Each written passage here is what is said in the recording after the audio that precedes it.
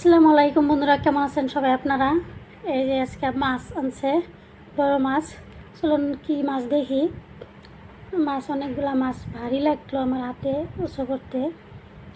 এই যে মাছ, মাথাটা কত বড় দেখেন তো, মাথাটা এই সব জায়গা দখল।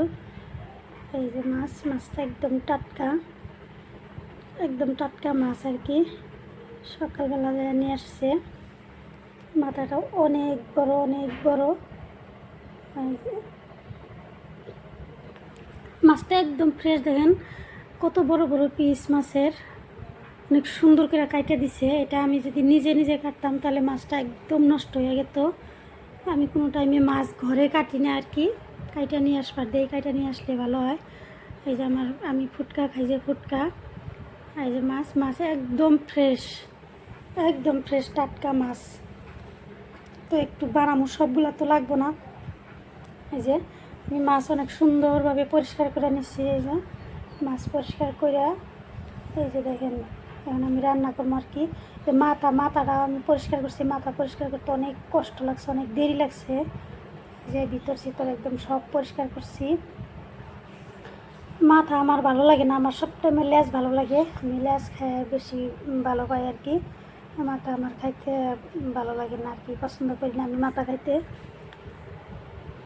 আমার সবটুকাই লাগবো না আর কি, যতটুকু লাগবো আমি ততটুকু নিয়ে নিবো। এই যতটুকু নিয়ে নিছি। আর হলো আমি আজকে হলো সব বাটা মশলা দিয়ে হলো মাছ ঝোল বানাবো আর কি।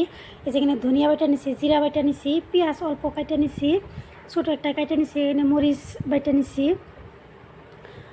কী কয়, আর এখানে হলো আমি পেঁয়াজও বাইটা নিছি, পেঁয়াজ বাইটা নিছি, যার জন্য পেঁয়াজ অল্প কাইটে নিছি। পেঁয়াজটা আমি ঝোলটা একটু গাঢ় করার জন্য পেঁয়াজ বাইটা নিছি আর কি।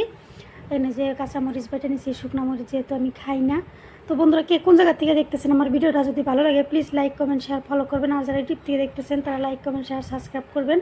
আমি কিন্তু কাউরে রান্না শিখাই না, আমি কিন্তু বারবার কয়ে যে এখানে আমি সব মশলা দিয়ে দিছি। সব মশলা ভালোভাবে কষিয়ে নিমু।